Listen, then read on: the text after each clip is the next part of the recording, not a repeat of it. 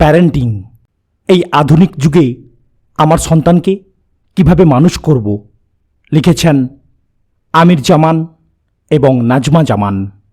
Parenting, how to make our children competitive in this technologically progressive world, published by Institute of Family Development, Canada, 4th edition, December 2015। ভূমিকা। আসসালামু আলাইকুম।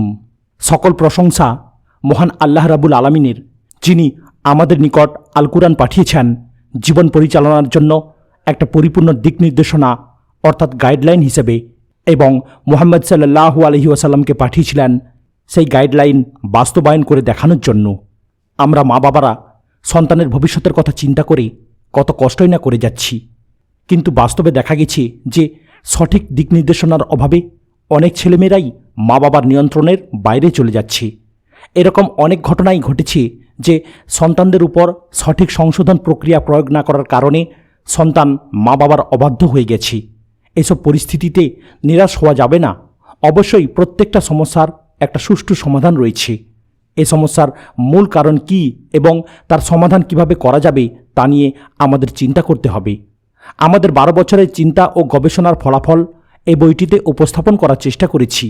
এই বইটিতে কোনো theory বা তত্ত্বকথা আলোচনা করা হয়নি, বরং সব প্র্যাকটিক্যাল তথা বাস্তবধর্মী বিষয় নিয়ে আলোচনা করা হয়েছে। বাস্তব অভিজ্ঞতার আলোকে একের পর এক ঘটনা তুলে ধরে তার একটি সঠিক সমাধান বের করার চেষ্টা করা হয়েছে। সূরা মুনাফিকুনের 9 নম্বর আয়াতে মহান আল্লাহ তাআলা আমাদেরকে সতর্ক করে বলেছেন, মুমিনগণ, তোমাদের ধন সম্পদ ও সন্তান সন্ততি যেন তোমাদেরকে আল্লাহর স্মরণ থেকে ফিরিয়ে না রাখে। আবার সূরা আত-তাগাবুনের 15 নম্বর আয়াতে আল্লাহ তাআলা বলেছেন কি, তোমাদের ধন সম্পদ ও সন্তান সন্ততি তো কেবল পরীক্ষা স্বরূপ, আর আল্লাহর কাছে রয়েছে মহা পুরস্কার। সন্তান সন্ততির ভবিষ্যতের কথা চিন্তা করে আমরা কত কিছুই না করছি, আর সেই সন্তান যদি সত্যিকার অর্থে মুসলিম না হয় তাহলে আমাদেরকে আখেরাতের ময়দানে কঠিন জবাবদিহি করতে হবে, এবং এই সন্তানই কিয়ামতের দিন তার মা বাবার বিরুদ্ধে সাক্ষী দেবে। তাই আমরা যেন সন্তানের ভবিষ্যৎ নিয়ে একমুখী ওয়ান ওয়ে চিন্তা না করি। আমরা যদি এই বইটি থেকে প্রকৃতভাবে উপকৃত হতে চাই তাহলে বইটি একবার পড়েই যেন রেখে না দেই। একটু কষ্ট হলেও বইটি কয়েকবার মনোযোগ দিয়ে পড়ি এবং বোঝার চেষ্টা করি। যে বিষয়গুলো পাঠকের কাছে জরুরি বলে মনে হয় সেগুলো হাইলাইটার পেন দিয়ে হাইলাইট করি, বিষয়গুলো গভীরভাবে চিন্তা করি এবং অন্যদের সঙ্গেও শেয়ার করি। আমাদের লেখা বইগুলোর উদ্দেশ্য অন্যান্য গতানুগতিক বইয়ের মতো নয়। এটি আমাদের মতো সাধারণ মুসলিমদের জন্য কোরআন সুন্নাহর আলোকে একটি এক্সারসাইজ বুক এবং সেই সাথে একটি গাইডলাইন। আমাদের উদ্দেশ্য সন্তানদের নিয়ে একটি সুখী ও সুন্দর পরিবার গঠন এবং একই সাথে একটি সুন্দর সমাজ ও দেশ গঠন, যাতে এই পৃথিবীতেও সফল হওয়া যায় এবং একই সঙ্গে পরকালেও সফল হওয়া যায়। আমরা কৃতজ্ঞতা প্রকাশ করছি শিবলি মেহেদি ভাইয়ের জন্য, যিনি এই বইটি লাইন বাই লাইন দেখে সংশোধন করেছেন এবং প্যারেন্টিং বিষয়ে অনেক মূল্যবান তথ্য দিয়ে আমাদেরকে সহায়তা করেছেন।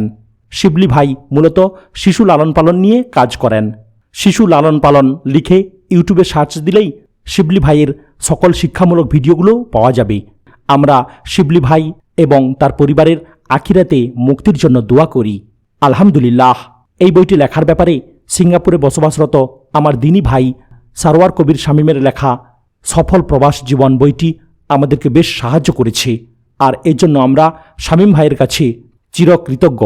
আমরা তার ও তার পরিবারের আখিরাতে মুক্তির জন্য দোয়া করি। সম্মানিত পাঠকের মতামত, ভুল সংশোধন ও দৃষ্টি আকর্ষণ ইমেল অথবা টেলিফোনে জানালে আগামী সংস্করণে তা প্রতিফলিত হবে ইনশাআল্লাহ। জাজাক আল্লাহু খায়রান। আমির জামান, নাজমা জামান, টরেন্টো, কানাডা।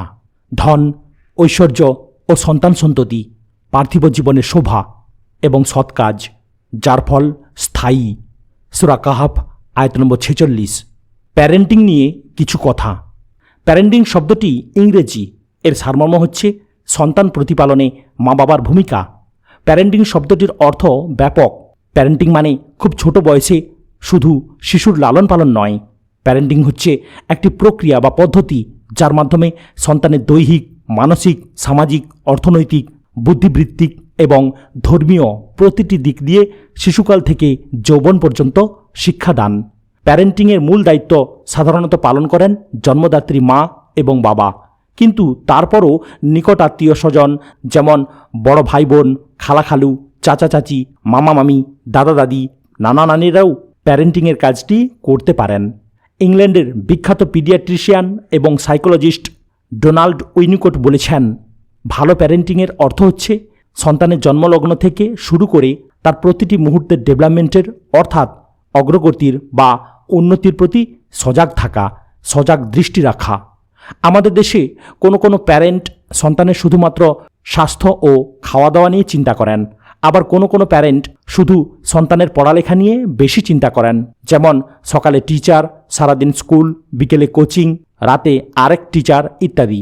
আবার কোনো প্যারেন্ট সন্তানের কোনো বিষয়েরই খোঁজ খবর নেন না, কিন্তু পরীক্ষায় রেজাল্ট খারাপ হলেই শুরু করেন মারধর, শাস্তি ইত্যাদি। এর কোনোটি ঠিক নয়। প্যারেন্টিং হচ্ছে একটি পূর্ণাঙ্গ ব্যবস্থাপনা বা কমপ্লিট প্যাকেজ।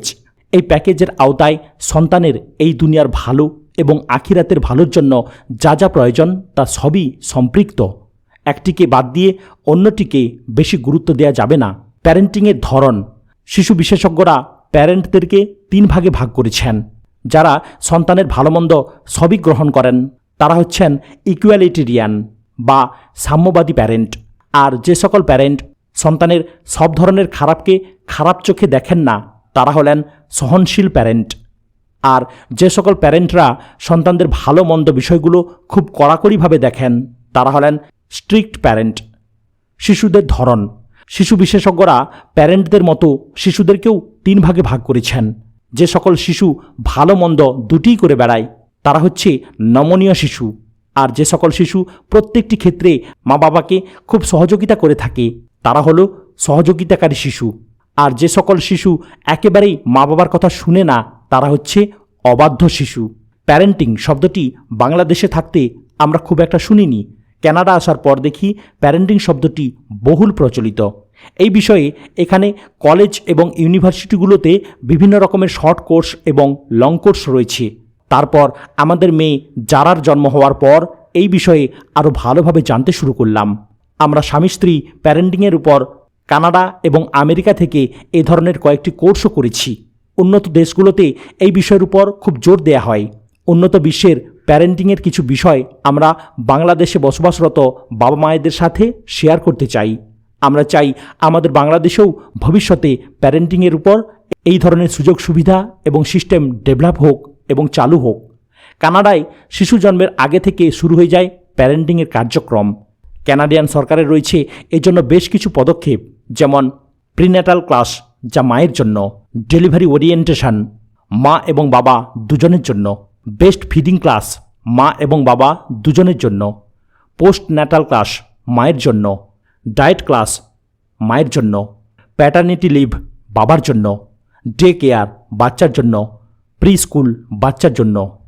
প্রিন্যাটাল ক্লাস, এই ক্লাসটি গর্ভবতী মায়েদের জন্য। এখানে শেখানো হয় যে শিশু জন্মের আগে মা কি করবে, কি চলবে, কি সাবধানতা অবলম্বন করবে ইত্যাদি। ডেলিভারি ওরিয়েন্টেশন, শিশু যে হসপিটালে ডেলিভারি হবে সেখান থেকে ডেলিভারি তারিখের 1-2 মাস আগে হসপিটাল ভিজিট করার জন্য অ্যাপয়েন্টমেন্ট দেয়া হয়। সেদিন মা এবং বাবা দুজনকেই হসপিটালের দরজা থেকে শুরু করে reception, waiting room, delivery room, operation room ইত্যাদি সব আগেই দেখিয়ে দেয়া হয়। বিষয়টা গভীরভাবে চিন্তা করলে আমরা বুঝতে পারব বিষয়টা কত গুরুত্বপূর্ণ। কারণ যেদিন ডেলিভারির ব্যথা উঠে সেদিন মা এবং বাবা দুজনেই খুব উদ্বিগ্ন থাকেন। কোথায় যাবেন, কিভাবে যাবেন, সব কিছু মিলিয়ে খুব টেনশনে থাকেন। তাই আগে থেকেই যদি প্র্যাকটিক্যাল প্ল্যানটি জানা থাকে তাহলে ওই দিন আর বেশি ঝামেলা পোহাতে হয় না, টেনশনে ভুগতে হয় না। সন্তান ভূমিষ্ঠ হওয়ার দিন, স্কুল জীবনে হুমায়ুন আহমেদের মে ফ্লাওয়ার উপন্যাসটি থেকে এই বিষয়টি প্রথম জানতে পারি। তখন খুব অবাক লেগেছিল। এই অভিজ্ঞতা বাংলাদেশে কারো নেই। আমেরিকা, কানাডায় বাচ্চা ভূমিষ্ঠ হওয়ার সময় শিশুর বাবা শিশুর মায়ের হাত ধরে অপারেশন থিয়েটারে বা ডেলিভারি রুমে বসে থাকেন। এর কারণ হচ্ছে মা যে সন্তান ভূমিষ্ঠ করার জন্য কত কষ্ট করেন তা বাবা হিসাবে স্বামীও যেন কিছুটা বুঝতে পারেন। এবার সন্তান ভূমিষ্ঠ হওয়ার পর সন্তানকে সর্বপ্রথমে বাবার কোলে দেয়া হয় এবং তিনি শিশুর কানে আজান দেন। নতুন শিশুর জন্য গিফট। একটি আনন্দদায়ক বিষয় হচ্ছে হসপিটালে শিশু যেদিন জন্ম নেয় সেদিন নার্সরা বেবির জন্য ফুল নিয়ে আসে। পৃথিবীর বড় বড় নাম করা বেবি প্রোডাক্টস কোম্পানিগুলো যেমন diaper company, baby food company, baby প্রসাধনী কোম্পানি ইত্যাদি থেকে নানা রকম গিফট সামগ্রী পাঠানো হয়। একটি ফটোগ্রাফি কোম্পানি শিশুর জন্মের দিন প্রস্তুত থাকে বেবির নানা ভঙ্গিতে ছবি তোলার জন্য। Breast feeding class. যদি অনাগত সন্তানটি বাবা মায়ের প্রথম সন্তান হয় তাহলে এই বিষয়টি খুবই গুরুত্বপূর্ণ, কারণ একজন নতুন মায়ের জন্য এটি একটি নতুন অভিজ্ঞতা। এই ব্রেস্ট ফিডিংয়েরও যে নানা উপায় আছে তা না জানলে নবজাতক শিশু হয়তো ঠিকমতো দুধ না পেয়ে কষ্ট পাবে, কারণ একটি নবজাতক শিশুর একমাত্র খাদ্য হচ্ছে মায়ের বুকের দুধ। তাই কানাডাতে সন্তান ভূমিষ্ঠ হওয়ার পরপরই প্রতিটি হসপিটালে রয়েছে ব্রেস্ট ফিডিংয়ের জন্য স্পেশাল ক্লাস।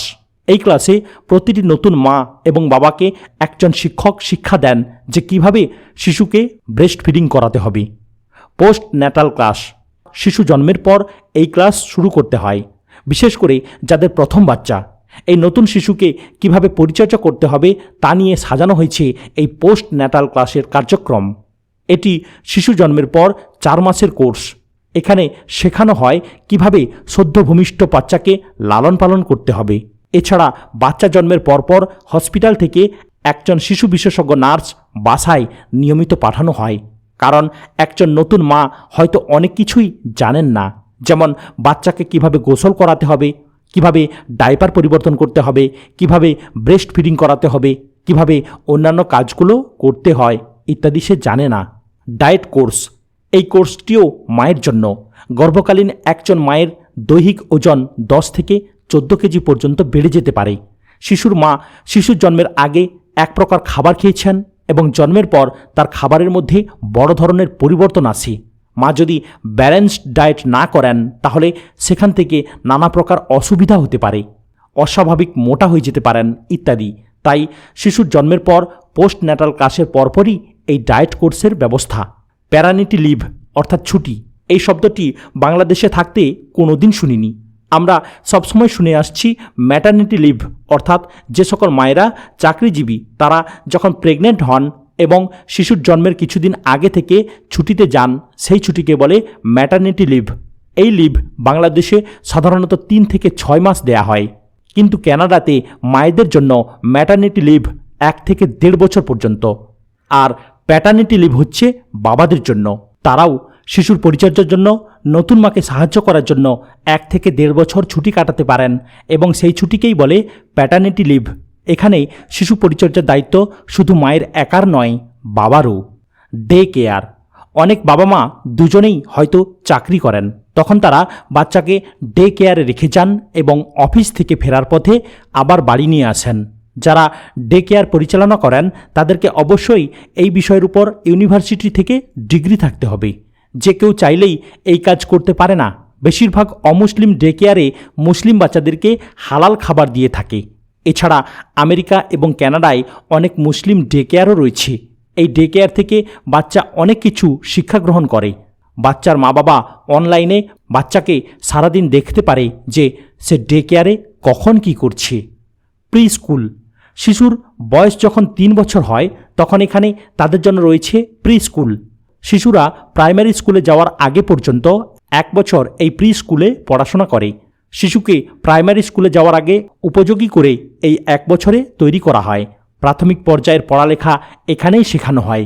এছাড়া তাকে নানা রকম আদব কায়দা শেখানো হয়, যেমন বই খাতা গুছিয়ে ব্যাগে ঢুকানো, কাপড় চোপড় পরা, জুতা মোজা পরা, ঠিকমতো বাথরুম করা, ডাইনিং টেবিলে বসা, খাওয়া দাওয়া করা, হাত মুখ ধোয়া, টিস্যু পেপার ব্যবহার করা, ময়লা আবর্জনা সঠিক জায়গায় ফেলা ইত্যাদি ইত্যাদি।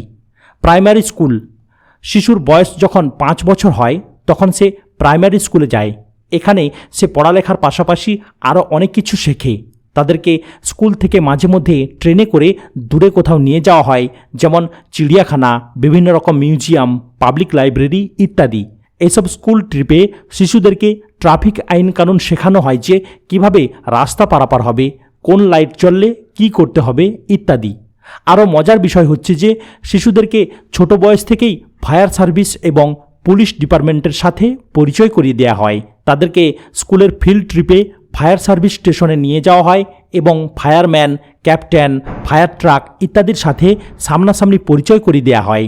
পুলিশদের প্রতি শিশুদের সবসময় এক প্রকার কৌতূহল থাকে। তাদের ধারণা পুলিশরা সাধারণ মানুষ নয়, তাই শিশুদেরকে পুলিশ অফিসারদের সাথে পরিচয় করে দেওয়া হয়। শিশুরা পুলিশদের প্রশ্ন করে নানা রকম কৌতূহল মিটায়। পুলিশদের সম্পর্কে তাদের অমূলক ভুল ধারণা থাকলেও তা ভেঙে যায়। তারা পুলিশদেরকে বিপদের বন্ধু মনে করে। এই বিষয়গুলো আমরা এই কারণে শেয়ার করলাম যে আমাদের দেশেও কি আমরা আমাদের সন্তানদের জন্য এবং নতুন বাবা মায়েদের জন্য সিস্টেমগুলো চালু করতে পারি না? সকলের উদ্যোগ থাকলে ইনশাআল্লাহ শীঘ্রই বাংলাদেশে প্যারেন্টিংয়ের উপর সুন্দর সুন্দর ব্যবস্থা চালু করা যেতে পারে। প্যারেন্টিং অর্গানাইজেশনস এবং institutes America, Canada, Europe, Australia ও সিঙ্গাপুরে প্যারেন্টিংয়ের বিষয়ে অনেক অর্গানাইজেশনস এবং ইনস্টিটিউট রয়েছে। প্যারেন্টিং হচ্ছে একটি সায়েন্স। পৃথিবীর বড় বড় ইউনিভার্সিটি এর উপর গবেষণা করে নানা রকম সমস্যার সমাধান বের করেছে এবং আজও এই গবেষণা চালিয়ে যাচ্ছে। প্যারেন্টিং সায়েন্সের উপর বিভিন্ন ইউনিভার্সিটি থেকে ডক্টরেট ডিগ্রিও দেওয়া হয়। আজকাল উন্নত দেশগুলোতে কিছু কিছু মুসলিম প্যারেন্টিং অর্গানাইজেশনস এবং ইনস্টিটিউটও রয়েছে। তবে অমুসলিম অর্গানাইজেশনস এবং ইনস্টিটিউটগুলো এই বিষয়ের উপর অধিক পারদর্শী এবং রিসোর্সে সমৃদ্ধশালী। আমরা যারা প্যারেন্ট তাদের উচিত হবে এই সকল অর্গানাইজেশনস এবং ইনস্টিটিউট থেকে জ্ঞান অর্জন করা এবং তার থেকে ইসলামিক কালচারকে সমন্বয় সাধন করে তা নিজেদের পরিবারে বাস্তবায়ন করা। উন্নত দেশগুলোর টিভিতে প্যারেন্টিংয়ের উপর নানা রকম প্রোগ্রাম বা টিভি শো দেখানো হয়ে থাকে। এই অনুষ্ঠানগুলোতে প্যারেন্টিংয়ের উপর বিশেষজ্ঞদের অতিথি হিসেবে আনা হয়। তারা প্যারেন্টদের নানা রকম প্রশ্নের উত্তর দেন। এছাড়া আরও কিছু লাইভ প্রোগ্রামও ধারণ করা হয় যা থেকে প্যারেন্টরা অনেক কিছু শিখতে পারে। যেমন একটি পরিবারে 3টি বাচ্চা আছে, তাদের মধ্যে একটি বাচ্চা অন্যরকম, একেবারেই মা বাবার কথা শুনতে চায় না, পরিবারের সবাইকে অস্থির করে রাখে। একজন বিশেষজ্ঞ মহিলা ন্যানি এসে ওই বাড়িতে কয়েকদিন বা কয়েক সপ্তাহ থাকে এবং ওই বাচ্চার সাথে সময় কাটায়। এক সময় দেখা যায় যে ওই বাচ্চার মধ্যে বড় ধরনের পরিবর্তন এসেছে। এই প্রোগ্রামে হিডেন অর্থাৎ লুকানো ক্যামেরা দিয়ে ধারণ করা হয় বাচ্চার কাজকর্ম এবং ন্যানির সাথে তার এই কয়দিনের সময় কাটানোর নানা রকম অভিজ্ঞতা। অবাক করা কথা হলো এই যে অমুসলিমদের প্যারেন্টিংয়ের অনেক ক্ষেত্রেই দেখা গেছে যে শিশু লালন পালনের বেশিরভাগ বিষয়গুলোই ইসলামের সুন্নাহ ভিত্তিক। অমুসলিম বিশেষজ্ঞরা অনেক গবেষণা করে যা আবিষ্কার করেছেন তা 1400 বছর আগেই আমাদের নবী মুহাম্মদ সাল্লাল্লাহু আলাইহি ওয়াসাল্লাম শিখিয়ে দিয়ে গেছেন। প্যারেন্টিংয়ের 6টি ধাপ। এই বইটিতে আমরা সন্তান প্রতিপালনের 6টি ধাপ নিয়ে আলোচনা করেছি। একটি শিশুর জন্মের আগে মায়ের প্রস্তুতি থেকে শুরু করে সন্তানের জন্ম, তারপর লালন পালন করে বড় করে বিয়ে শাদী দেওয়া পর্যন্ত সকল বিষয়গুলো এখানে আলোচনা করা হয়েছে। কোরআন ও সুন্নাহর আলোকে সন্তান জন্মের পূর্বে প্রস্তুতি এবং পরে করণীয়।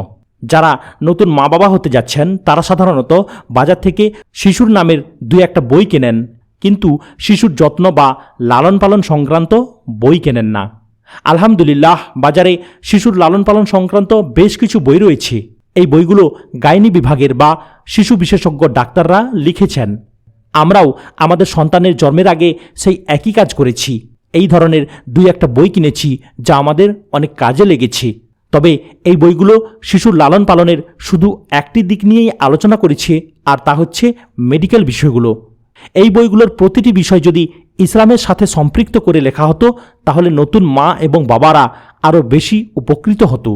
কারণ একজন ডাক্তার যখন ইসলামের রেফারেন্স দিয়ে শিশুর সমস্যার সমাধান দেবেন তখন সেটা হবে পরিপূর্ণ সমাধান এবং মুসলিম পাঠক সেটা খুব গুরুত্ব সহকারে গ্রহণ করবেন। আমরা এই বইতে শিশুর লালন পালনের বিষয়গুলো বিজ্ঞান ও ইসলামের সাথে সমন্বয় সাধন করে উপস্থাপন করার চেষ্টা করেছি। গর্ভবতী মায়ের পড়াশোনা। একটি শিশু এসে একটি নারীর জীবনকে ধন্য করে তোলে। একজন নারী আরেক জীবনে পদার্পণ করেন মাতৃস্নেহ নিয়ে। প্রকৃত মা সেই যে সঠিকভাবে সন্তান প্রতিপালন করেন। মা হওয়ার জন্য কেবল জন্মদাত্রী হওয়াই যথেষ্ট নয়। বেশিরভাগ ক্ষেত্রে দেখা যায় যে যখন একজন নারী প্রেগনেন্ট হন তখন তিনি এই বিষয়ের উপর কোনো প্রকার পড়াশোনা করেন না, কিন্তু বিষয়টা হচ্ছে খুবই গুরুত্বপূর্ণ এবং ব্যাপক। আমাদের দেশে প্রেগন্যান্ট মা শুধু খাওয়া দাওয়া নিয়েই চিন্তিত থাকেন আর অন্য কোনো বিষয় নিয়ে খুব একটা মাথা ঘামান না। আমরা আগেই দেখেছি যে নর্থ আমেরিকায় প্রেগন্যান্ট মহিলাদের জন্য নানা রকম কোর্স রয়েছে। এই বিষয়ের উপর বাজারে অনেক বই এবং ডিভিডি পাওয়া যায়, যা প্রেগন্যান্ট হওয়ার আগ থেকেই পড়া ও দেখা শুরু করা উচিত। এছাড়া ইন্টারনেটে এই বিষয়ে প্রচুর সাইট রয়েছে, যেখান থেকে ঘরে বসেও পড়াশোনা করা যেতে পারে। এ তো গেল একজন সাধারণ মায়ের কথা, কিন্তু একজন মুসলিম মায়ের দায়িত্ব অন্যান্য মায়েদের চেয়ে আরও অনেক বেশি। ওই সকল পড়াশোনার পাশাপাশি তিনি আরও অতিরিক্ত পড়াশোনা করবেন কিভাবে তার সন্তানকে আদর্শ মুসলিম হিসেবে গড়ে তুলবেন, কিভাবে তার সন্তানের অন্তরে সঠিক দ্বীনের আলো প্রবেশ করবে। সেজন্য প্রয়োজন ইসলামী শিশু সাহিত্য পড়া, আল কোরআনের তাফসির পড়া, রাসূল সাল্লাল্লাহু আলাইহি ওয়াসাল্লামের জীবনী পড়া, সাহাবাদের জীবনী পড়া। এছাড়া এখন প্রচুর ইসলামিক ডিভিডি পাওয়া যায় এবং ইন্টারনেট থেকেও আমরা অনেক ভিডিও দেখার মাধ্যমে জ্ঞান অর্জন করতে পারি। প্রেগন্যান্ট অবস্থায় মায়েরা সাধারণত হাতে অনেক সময় পান, বা চাকুরিরত মায়েরা সন্তান জন্মের পর সাধারণত বাসাতেই থাকেন। এই সময়ে মায়েরা ইসলামের উপর পড়াশোনা করে উপযুক্ত জ্ঞান অর্জন করতে পারেন। এতে অনেক মানসিক শান্তিও পেতে পারেন। মায়ের গর্ভে শিশুর শিক্ষা পর্ব। প্রত্যেক মায়ের গর্ভে 40 দিন পর্যন্ত বীর্য আকারে অবস্থান করে। অতঃপর পরবর্তী 40 দিন জমাট রক্তে পরিণত হয়। এরপর এমনিভাবে তা আরও 40 দিনের মধ্যে মাংসের টুকরায় পরিণত হয়। অতঃপর আল্লাহ একজন ফিরিস্তাকে প্রেরণ করেন, যাকে মানব শিশুটির ব্যাপারে 4টি বিষয় অর্থাৎ তার রিজিক, আয়ুষ্কাল, ভাগ্যের ভালো ও মন্দ সম্পর্কে লিখতে বলা হয়। এরপর উক্ত মানব ভ্রূণের মধ্যে আত্মা অর্থাৎ জীবন দেয়া হয়। সহিহ বুখারী, সহিহ মুসলিম। মেডিকেল সায়েন্স বলে গর্ভবতী হওয়ার পর প্রথম মাসেই শিশুর হৃৎপিণ্ড তৈরি হয় এবং গর্ভধারণের 1.5 মাসের মধ্যে শিশুর হৃৎপিণ্ড কাজ করতে শুরু করে। পরবর্তী 2 মাসের ভেতর তার হাত পা এবং অন্যান্য অঙ্গসমূহ তৈরি হয়ে যায়। 3 মাস পর থেকে সে ধীরে ধীরে বড় হতে শুরু করে এবং 5 মাস বয়স থেকে সে শুনতে পায়।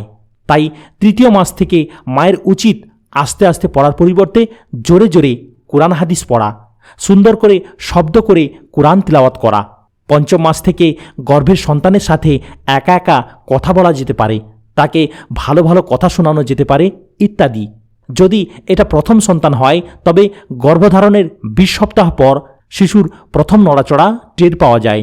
আর প্রথম গর্ভ না হয়ে যদি 2য় বা 3য় অথবা আরও পরবর্তী গর্ভ হয়, তাহলে গর্ভধারণের 16 থেকে 18 সপ্তাহ পরপরই মা শিশুর নড়াচড়া টের পায়। মায়ের গর্ভে সন্তান নাভির মাধ্যমে খাদ্য গ্রহণ করে তিল তিল করে বড় হতে থাকে। তাই মায়ের চরিত্রের যথেষ্ট প্রভাব সন্তানের উপর পড়ে। কোনো মা যদি দৈনিক 5 ওয়াক্ত সলাতে নিয়মিত হয়ে না থাকেন, তাহলে এ সময় থেকেই তাকে 5 ওয়াক্ত সলাতে নিয়মিত হয়ে যাওয়া উচিত। মায়ের মধ্যে যে সকল দোষ ত্রুটিগুলো রয়েছে সেগুলো এ সময় থেকেই আস্তে আস্তে কমিয়ে নিয়ে আসা উচিত। সন্তান জন্মের পূর্বে সতর্কতা। অতি দুঃখজনক হলেও সত্য যে বাস্তবে দেখা গেছে যে প্রেগন্যান্ট মায়েরা 9 মাস 10 দিন অর্থাৎ 40 সপ্তাহ সময় কাটায় অনৈসলামী কর্মকাণ্ড করেন। সন্তান আল্লাহ দিয়েছেন আমাদেরকে নিয়ামত স্বরূপ। এই জন্য আমাদের সবসময় মহান আল্লাহর প্রতি কৃতজ্ঞতা প্রকাশ করার কথা, কিন্তু আমরা করি তার উল্টোটা। আল্লাহ তাআলা যে সকল কাজ হারাম করেছেন এবং যে সকল কাজ করা পছন্দ করেন না, সেগুলো আমরা প্রেগন্যান্ট অবস্থায় করে থাকি। তখন অবসর সময় কাটানোর জন্য দেখা গেছে অনেক মায়েরাই রিমোট হাতে টিভির সামনে বসে সময় কাটায়, অশ্লীল নাচ, গান, সিরিয়াল, নাটক, হিন্দি সিনেমা ইত্যাদি উপভোগ করে থাকেন। আমরা যদি একটু গভীরভাবে চিন্তা করে দেখি যে পেটে যে সন্তান আছে সে সবই শুনতে পায় এবং মায়ের কাজকর্ম বুঝতে পারে। একজন মা যদি ঠিকমতো 5 ওয়াক্ত সালাত আদায় করেন, এই সময় ভালো বই পড়েন, কোরআন তিলাওয়াত করেন, কোরআন তিলাওয়াত শুনেন, কোরআনের তর্জমা শুনেন, হাদিস পড়েন, কোরআনের তাফসির পড়েন, ইসলামের লেকচার শুনেন এবং দেখেন, তাহলে সেই পেটের সন্তানের উপর কেমন শুভ প্রভাব পড়বে। আর তার ঠিক উল্টোটা যদি কোনো মা করেন, ইসলাম যার অনুমোদন দেয় না তা করেন, আল্লাহ যা হারাম করেছেন তা করেন, নবী মুহাম্মদ সাল্লাল্লাহু আলাইহি সাল্লাম যা অপছন্দ করেন বা করতে নিষেধ করেছেন তা ওই গর্ভবতী মা করেন, তাহলে তার পেটের সন্তানের উপর কী ধরনের প্রভাব পড়বে।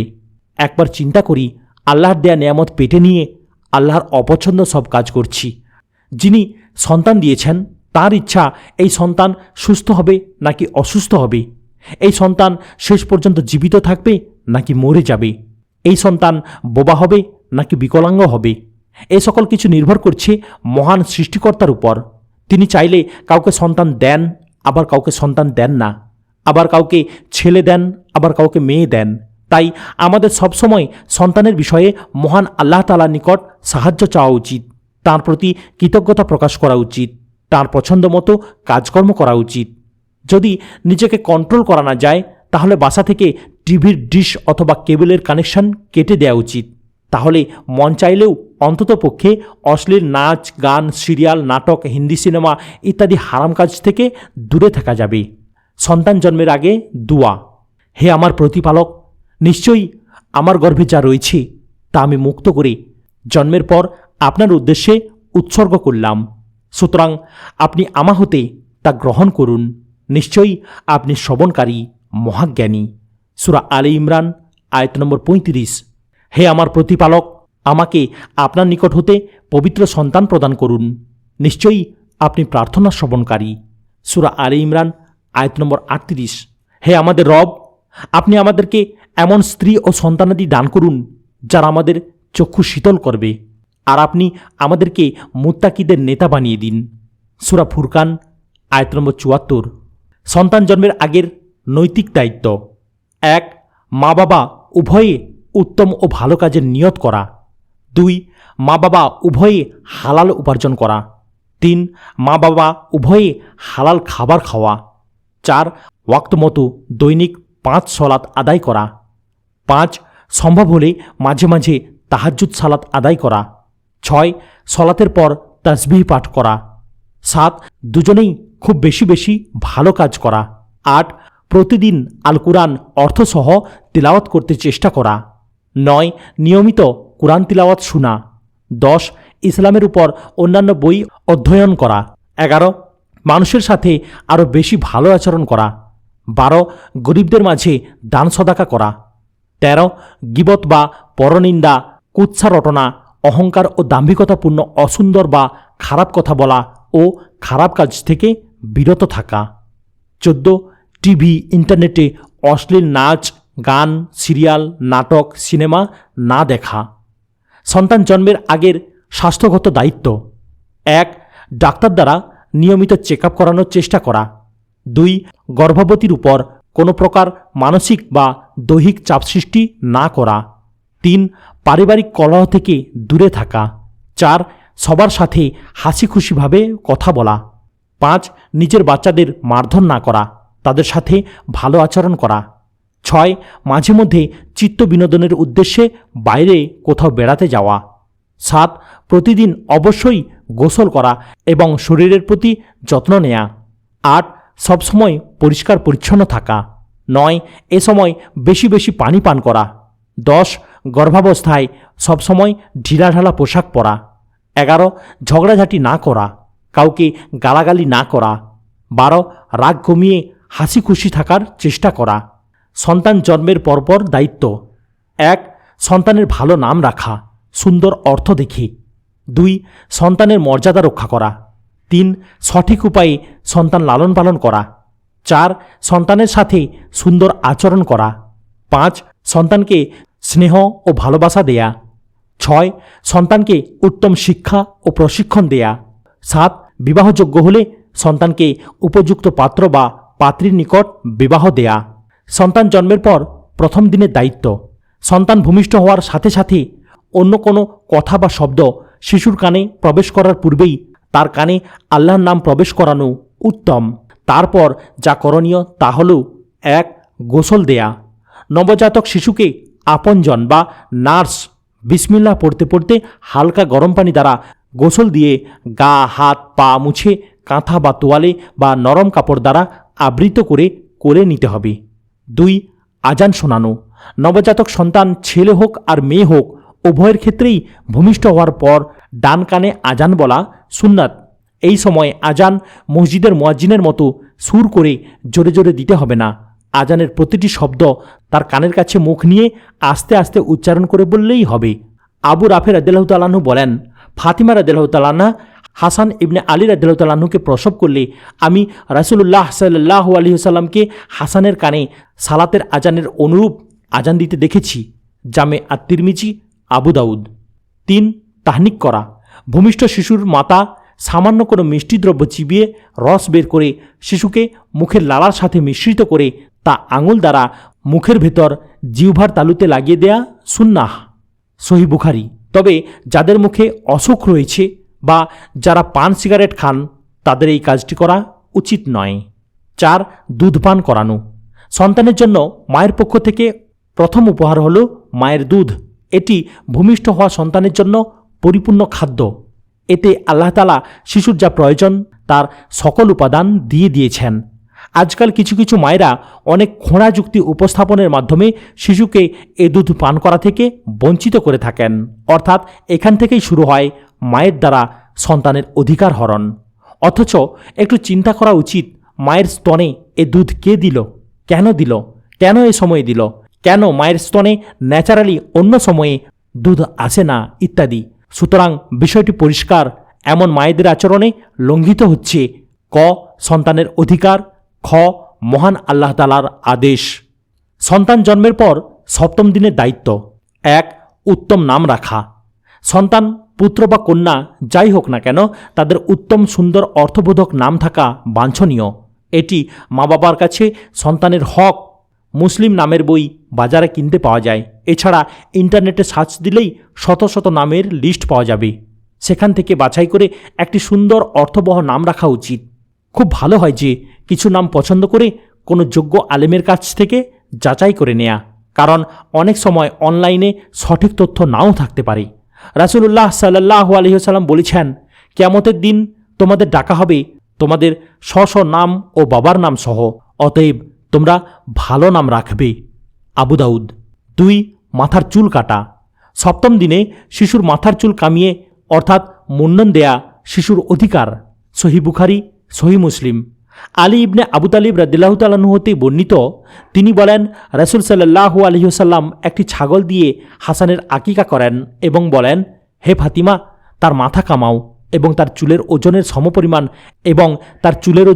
সমপরিমাণ রূপা দান করো। তদানুযায়ী আমি তার চুল ওজন করলাম এবং তার ওজন 1 দিরহাম বা তার কাছাকাছি হল। জামে আত-তিরমিজি। কোনো ডাক্তার শিশুর মাথার চুল কামাতে নিষেধ করেন, যদিও মেডিকেল সায়েন্স অনুযায়ী এর কোনো জোরালো ক্ষতিকারক কারণ নেই। যেসব ডাক্তারের ইসলামের সঠিক জ্ঞান নেই তারা হয়তো এই সুন্নাহ পালনে গুরুত্ব দেন না। চুল ছেটে দেওয়ার ফলে শিশুর দর্শন, শ্রবণ, ঘ্রাণ এবং চিন্তাশক্তি বৃদ্ধি পেয়ে থাকে। 3. আকিকা করা। নবজাতক সন্তান ছেলে হলে 2টি ছাগল অথবা ভেড়া, আর কন্যা হলে 1টি ছাগল অথবা ভেড়া তার নামানুসারে জবেহ করা উত্তম। আকিকা করতে হয় সন্তান জন্মের 7ম দিনে, সেদিন সম্ভব না হলে 14তম দিনে এবং সেটিও সম্ভব না হলে 21তম দিনে আকিকা দিতে হবে। এই কুরবানি আল্লাহর হক, অর্থাৎ সন্তান হয়েছে এবং মহান আল্লাহর সন্তুষ্টির জন্য পশু কুরবানি দিয়ে কৃতজ্ঞতা প্রকাশ করা হয়। আকিকার জন্য অনুষ্ঠান করে সেই মাংস রান্না করে আত্মীয় স্বজন, প্রতিবেশী এবং গরিব দুঃখীদের খাওয়ানো যেতে পারে। আর অনুষ্ঠান করতে না চাইলে ওই মাংস আত্মীয় স্বজন, প্রতিবেশী এবং গরিব দুঃখীদের মাঝে বিতরণ করে দেওয়া যেতে পারে।